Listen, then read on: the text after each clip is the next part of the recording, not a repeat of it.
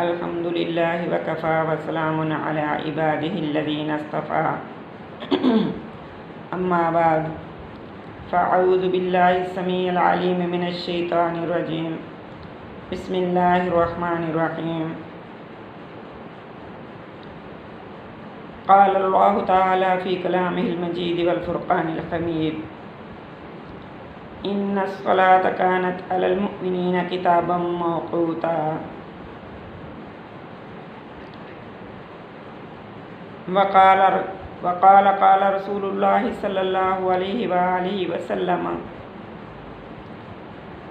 खम्सु सलवातुन इफ़्तरज़हुन्नल्लाहु तआला मन अहसन वज़ूअहुन्न व सल्लाहुन्न लिवक़्तिहिन्न व अतम्म रुकूअहुन्न व खुशूअहुन्न कान लहु अलल्लाहि अहदुन अन यग़फ़िर लहु व मन लम यफ़अल फ़लैस लहु अलल्लाहि अहदुन इन शाअ ग़फ़र लहु व इन शाअ अज़्ज़बहु।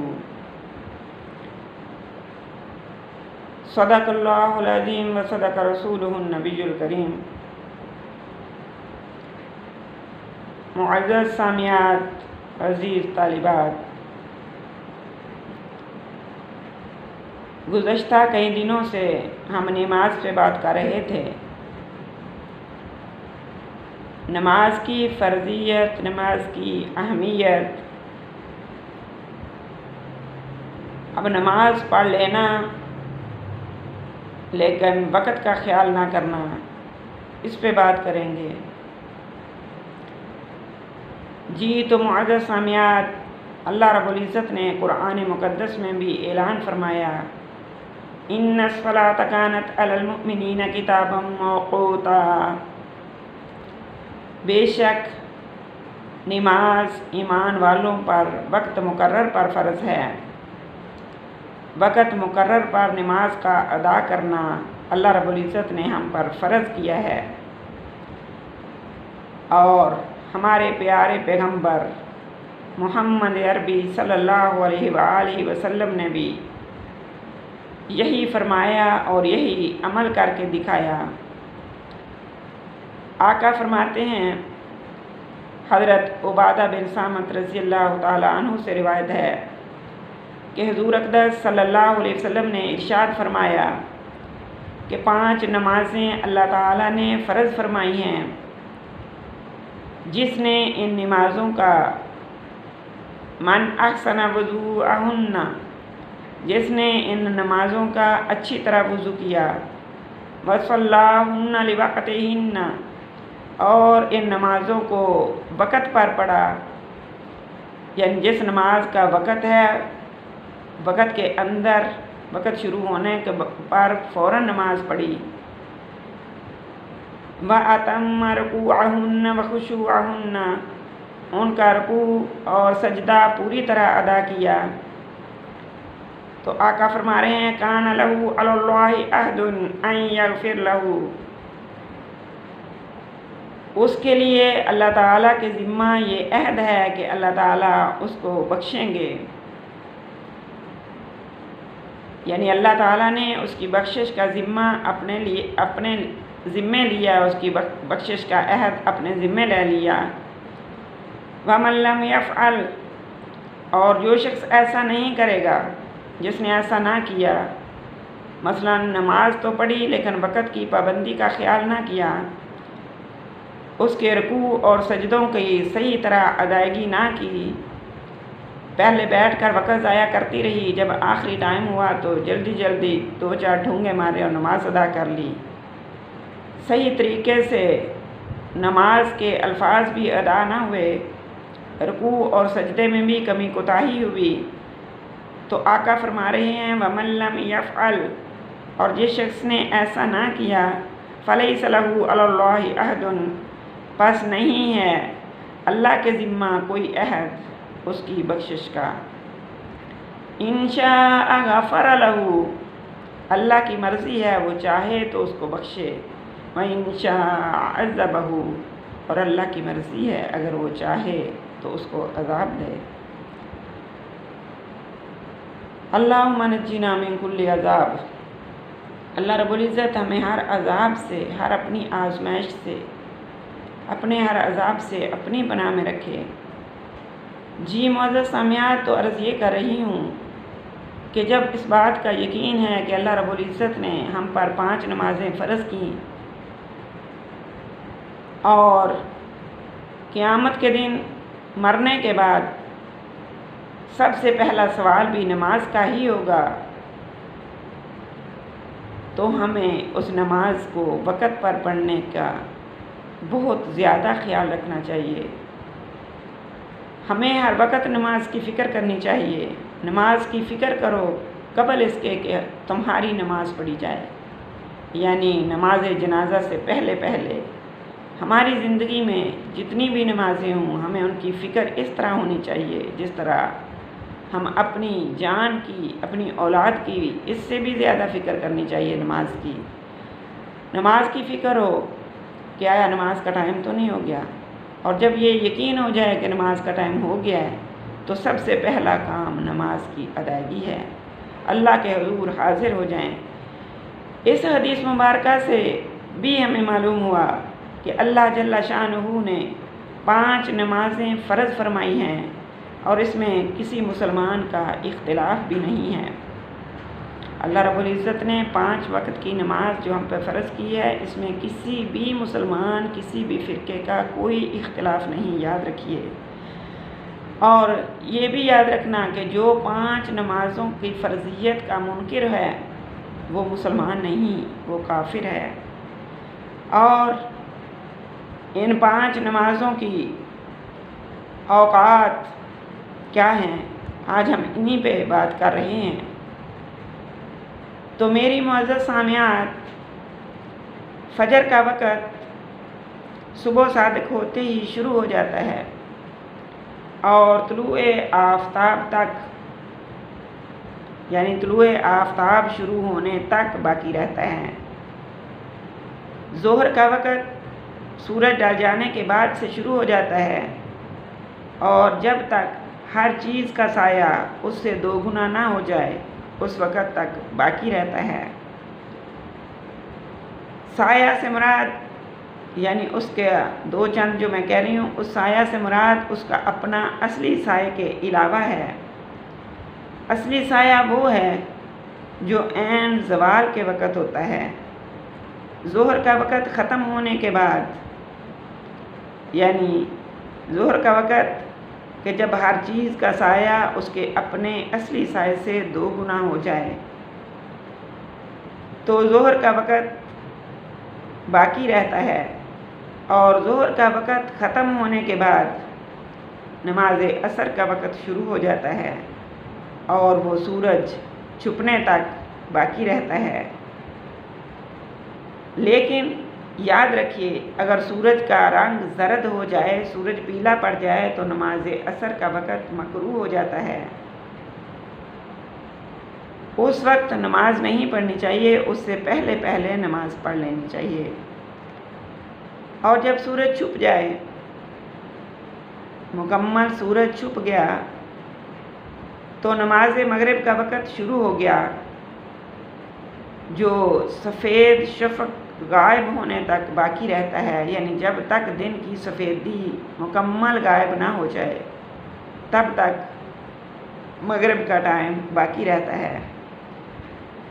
हिंदुस्तान या पाकिस्तान के इलाकों में कम अज़ कम 1.25 घंटा और ज़्यादा से ज़्यादा 1.5 घंटा मगरिब का वक़्त रहता है। मगरिब का वक़्त ख़त्म होते ही जब ये तसल्ली हो जाए कि मगरिब का वक़्त ख़त्म हो गया है, तो याद रखिए मगरिब का वक़्त ख़त्म होने के साथ ही इशा का वक़्त शुरू हो जाता है। और फिर इशा का वक़्त सुबह सादिक तक बाकी रहता है। लेकिन आधी रात के बाद, निसफ़ रात गुज़र जाने के बाद इशा की नमाज़ पढ़ना मकरूह है, क्योंकि वो मकरूह वक़्त दाखिल हो जाता है। इसलिए कोशिश कीजिए कि जितनी जल्दी हो सके तमाम नमाज़ें ही अपने टाइम पर पढ़ें। और इशा की नमाज भी आधी रात से पहले पहले पढ़ लें। जी तो मेरी मुअज़्ज़ज़ सामियात, इशा का वक्त, नमाज वितर का वक्त भी वही है जो इशा की नमाज का वक्त है। लेकिन ये बात याद रखने की है कि वितर की नमाज इशा के फ़र्ज़ों से पहले नहीं होती। नमाज इशा मुकम्मल यानी सुन्नतें और फ़राइज़ पढ़ने के बाद और फिर सुन्नतें पढ़ने के बाद, और अल्लाह रब्बुल इज़्ज़त तौफ़ीक़ दे तो 2 सुन्नत के बाद 2 नफल पढ़ने के बाद इशा की वितर नमाज का भी इसके साथ ही पढ़नी है। ये थे नमाज के मुख्तसर औक़ात मैंने आपको बताए हैं। अब हमें कोशिश ये करनी चाहिए कि हर नमाज अपने वक़्त पे हम सही तरीके से अदा कर लें, तसल्ली से।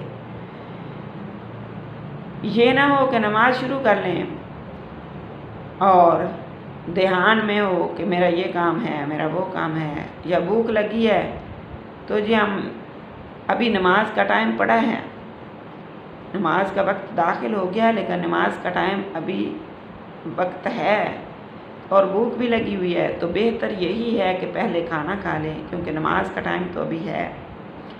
खाना खा के तसल्ली से नमाज़ पढ़ें ताकि आपका ध्यान खाने में ना रहे। भूख जब लगी होगी तो बार बार खाने की तरफ ऑटोमेटिकली ध्यान जाएगा। इसलिए कोशिश कीजिए कि हर काम से फारिग होकर नमाज की अदायगी करें ताकि अल्लाह रब्बुल इज़्ज़त की तरफ मुकम्मल खुशू व खुज़ू से हम रुकू और सजदे करें और अल्लाह रब्बुल इज़्ज़त की तरफ हमारा मुकम्मल ध्यान हो। जी तो अब मैं आपको बताती हूँ कि नमाज के अंदर भी कुछ फ़राइज़, कुछ वाजिबात, कुछ सुन्नतें, कुछ मकरूहात हैं। यानी कुछ चीज़ें नमाज के अंदर फ़र्ज़ हैं जो जब तक हम अदा ना करें हमारी नमाज अदा नहीं होगी।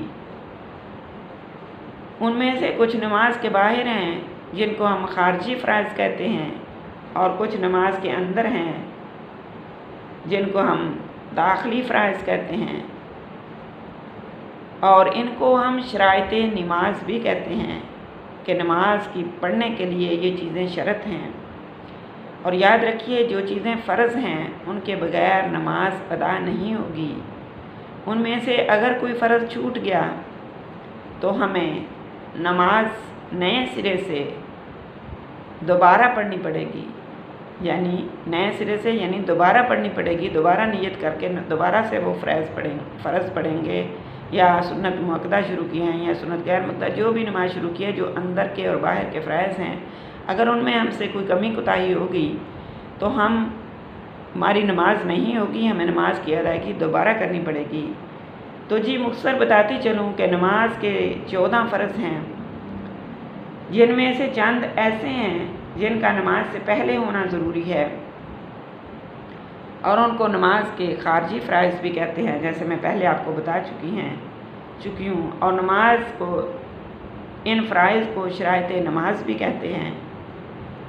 चंद फ़राइज़ ऐसे हैं जो नमाज के अंदर हैं, यानी जब नियत कर ली नमाज की, हाथ बांध लिए, तकबीर तहरीमा के बाद हाथ बांध के खड़े हो गए, तो उसके बाद भी कुछ फ़राइज़ हैं जिनका ध्यान करना, तवज्जो देना और तवज्जो से उनकी अदायगी हम पर ज़रूरी है। सबसे पहले नमाज के बाहर के फ़राइज़ शराइत नमाज, ये तसल्ली कर लेना कि बदन पाक है, बदन का पाक होना। फिर नंबर 2 पे कपड़ों का पाक होना, क्या आया जिन कपड़ों में मैं नमाज पढ़ रही हूँ वो मेरे कपड़े पाक साफ़ हैं, मेरा बदन पाक है, आया मुझ पे गुस्ल फ़र्ज़ तो नहीं। और गुस्ल की डिटेल मैं पहले आपको बता चुकी हूँ कि कितने गुस्ल फ़र्ज़ हैं और गुस्ल की अदायगी में कितने फ़र्ज़ हैं जिनके बगैर गुस्ल नहीं होगा। जी तो अब हमने ये देखना है कि जिस जगह पे नमाज़ पढ़ रहे हैं वो जगह साफ़ पाक है, हमारा बदन पाक साफ़ है। अब गिनती आप खुद करते जाइए और तवज्जो भी देते जाइए कि आया हम ये फ़राइज़ नमाज के, ये शराइत नमाज अदा करके नमाज़ पढ़ रहे हैं। हमारी जगह पाक है, हमारा बदन पाक है, हमारे कपड़े पाक हैं। ये 3 शराइत नमाज यानी फ़राइज़ नमाज हो गई। अब सतर यानी सतर पाक से मुराद औरत और मर्द के सतर में फ़र्क है। सतर औरत का यानी मर्दों को तो नाक से लेके घुटनों तक और औरतों को चेहरों, हथेलियों और कदमों के अलावा तमाम बदन का ढकना फ़र्ज़ है, यानी नमाज की अदायगी में ये शर्त है, इसके बगैर नमाज नहीं होगी। इसके अलावा जगह पाक, बदन पाक, कपड़े पाक और सतर में ये ध्यान रखना कि हाथ, पाँव और मुंह के अलावा बाकी तमाम बदन हमारा ढका हुआ है साफ़ कपड़े से, अच्छे साफ़ सुथरे कपड़ों से। फिर नंबर 5 पे ये देखना, नंबर 5 शराइत फ़र्ज़ नमाज में से नंबर 5 के किबला रुख होना। नमाज का पहले ये देख लेना नंबर 5 पे कि नमाज का वक़्त है, नमाज का वक्त होना ये भी नमाज के फ़राइज़ में शामिल है। नंबर 6 पे किबला की तरफ रुख करना, यानी आया किसी और तरफ हमारा रुख तो नहीं, हमें ये तसल्ली कर लेना। किसी अजनबी जगह पे भी हैं तो किसी कोई पास है तो उससे पूछ लेना कि आया किबला रुख, ये जिस तरफ मैं मुँह करके नमाज़ पढ़ रही हूँ मेरा मुँह सही किबला की तरफ है, तसल्ली करके ये नमाज के शराइत हैं। फिर नमाज की नीयत करना, नंबर 7 पे नमाज की नीयत करना, ये भी शराइत नमाज फ़राइज़ नमाज में शामिल है। और नमाज की नीयत दिल में भी है और ज़ुबान से अदा कर लेना भी सही है कि मैं किस वक़्त की, यानी अगर हम फ़जर की नमाज़ पढ़ रहे हैं तो 2 रकत नमाज सुन्नत नमाज वास्ते अल्लाह ताला दे, यानी अल्लाह की वास्ते पढ़ रही हूँ, ये भी नीयत में शामिल हो कि मैं नमाज जो पढ़ रही हूँ ये सिर्फ़ अपने रब के लिए पढ़ रही हूँ। 2 रकत नमाज सुन्नत वक्त नमाज फ़जर तरफ मुकाबे शरीफ वास्ते अल्लाह ताला के। फिर अल्लाह अकबर, यानी अपने दोनों हाथ उठाए और औरत के लिए है कि चादर के अंदर से ही हाथ उठाए और कंधों से यानी कंधों से ऊपर हाथ ना लेके जाए जब अल्लाह अकबर कहे तो। ये थी नमाज की नीयत। अगर किसी ने याद रखी, अगर किसी ने ज़ुबान से नीयत यानी ये लफ्ज़ नहीं बोले लेकिन दिल में है कि मैं फ़जर की 2 सुन्नतें पढ़ रही हूँ, दिल में इस चीज़ का इरादा कर लिया कि मैं फ़जर की 2 सुन्नतों की नीयत कर रही हूँ, 2 सुन्नतें पढ़ने लगी हूँ, लेकिन ये बात है कि मैं अल्लाह ही के लिए नमाज़ पढ़ रही हूँ, तो उसकी नीयत यानी नमाज अदायगी हो गई, ये फ़र्ज़ उसका अदा हो गया। ये नहीं कि नीयत ज़ुबान से नहीं की, 2 सुन्नत ज़ुबान से लफ्ज़ अदा नहीं किए तो नमाज नहीं होगी। दिल में इरादा कर लेना, दिल में दोहरा लेना भी नमाज की नीयत हो गई, फ़र्ज़ अदा हो गया। फिर तकबीर तहरीमा कहना, अल्लाह अकबर कहना भी नमाज का फ़र्ज़ है, नमाज की शराइत में से ये शर्त है। और फिर उसके बाद जब अल्लाह अकबर करके हाथ बांध लिए, अब खारजी फ़राइज़ मुकम्मल हो गए। अब नमाज के अंदर के फ़राइज़, नमाज के दाखिली फ़राइज़ शुरू हो गए। क़याम करना यानी सीधे खड़े होना, इसमें हमने सुबहानक अल्लाहुम्मा से शुरू करना और सूरत फ़ातिहा और जो भी जैसे मैंने पहले बताया एक छोटी सूरत या 3 एक बड़ी आयत या 3 छोटी आयतें सूरत फ़ातिहा के साथ मिलाना, ये भी यानी ये क़याम करना, खड़ा होना और फिर क़िराअत करना। क़िराअत में ये चीज़ भी सूरत फ़ातिहा के बाद एक बड़ी आयत या एक छोटी सूरत या 3 छोटी आयतें पढ़ना, ये क़िराअत करना, ये भी नमाज के फ़राइज़ में है जी। उसके बाद ये अब ये क़िराअत कर ली तो फिर अल्लाह अकबर कह कर रुकू करना, रुकू भी नमाज का फ़र्ज़ है, शराइत नमाज में से है। फिर सजदा करना भी शराइत नमाज में से है। फिर कादा अखीरा यानी जो सबसे आखिर में जिसमें हमने सलाम फेरनी है 2 रकत नमाज पढ़ने के बाद, कादा अखीरा भी फ़राइज़ नमाज में शामिल है, शराइत नमाज में शामिल है। अब जब कादा अखीरा कर लिया, अपने इरादे से अपनी नीयत से नमाज का ख़त्म करना। अगर इनमें से याद रखिए ये 14 यानी 14 शराइत नमाज हैं, फ़राइज़ नमाज हैं, जिनमें दाखिली और ख़ारजी दोनों फ़राइज़ शामिल हैं। ये 14 फ़राइज़ हम अदा करेंगे तो हमारी नमाज दुरुस्त होगी। अगर इनमें से हमने कोई फ़र्ज़ छोड़ दिया तो हमारी नमाज की दुरुस्त अदायगी नहीं हुई। अगर जानबूझकर छोड़ें तब भी या भूल कर छोड़ें तब भी हम ये नहीं कहेंगे कि सजदा सहव कर लें तो नमाज अदा हो गई। याद रखिए, सजदा सहव करने से भी नमाज अदा नहीं होगी। और सजदा सहव मैं आपको कल इंशाअल्लाह बताऊंगी कि सजदा सहव कैसे होते हैं। ये थे नमाज के 14 फ़र्ज़। अभी मैंने आपको नमाज के वाजिबात बताने हैं, यानी जिनके छूट जाने से सजदा सहव अदा करने से नमाज हो जाएगी और सजदा सहव से नमाज की जो हमसे वाजिब छूट गया सजदा सहव कर लेने से वो नमाज अदा हो जाएगी, नमाज की अदायगी हो जाएगी। लेकिन याद रखिए, ये 14 चीज़ें फ़राइज़ नमाज, शराइत नमाज हैं। इनमें से अगर कोई छूट गया जानबूझकर या भूले से तो हमारी नमाज अदा नहीं होगी। हमें नमाज रिपीट करनी पड़ेगी, नमाज दोबारा अदा करनी पड़ेगी तब हमारी नमाज अदा होगी और तब हमारी दुरुस्त नमाज अदा होगी। यानी फ़र्ज़ छोड़ देने से नमाज की अदायगी ही नहीं होती। ये बात सादा और आसान अल्फाज में समझा रही हूँ कि इन 14 चीज़ों में से 14 चीज़ों में से अगर कोई चीज़ छूट गई, अगर जगह साफ़ नहीं है, बदन साफ़ नहीं है, कपड़े साफ़ नहीं हैं तो हमारी नमाज नहीं होगी। हमने नमाज की नीयत ही नहीं की और ही ख्यालों में थे, अल्लाह अकबर कर दी, पता ही नहीं मैं क्या पढ़ रही हूँ, नमाज नहीं होगी। इसी तरह बाकी फ़राइज़ की अदायगी भी इसी तरह फ़र्ज़ है।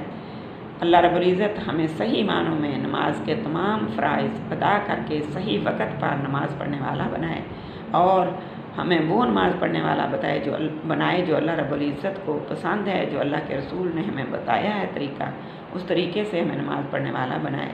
क्योंकि अल्लाह रब्बुल इज़्ज़त का फरमान है, लक़द कान लकुम फ़ी रसूलिल्लाहि उस्वतुन हसना, और अल्लाह के रसूल ने फरमाया सल्लू कमा रअयतुमूनी उसल्ली, तुम उसी तरह नमाज़ पढ़ो जैसा मुझे नमाज़ पढ़ते हुए देखते हो। अल्लाह रब्बुल इज़्ज़त हमें ऐसी नमाज़ पढ़ने की तौफ़ीक़ अता फ़रमाए और अपनी बारगाह में हमारी नमाज को कबूल भी फ़रमाए। अल्लाह रब्बुल इज़्ज़त अमल की तौफ़ीक़ अता फ़रमाए। वमा अलैना इल्लल बलागुल मुबीन। सदक़ल्लाहुल अज़ीम।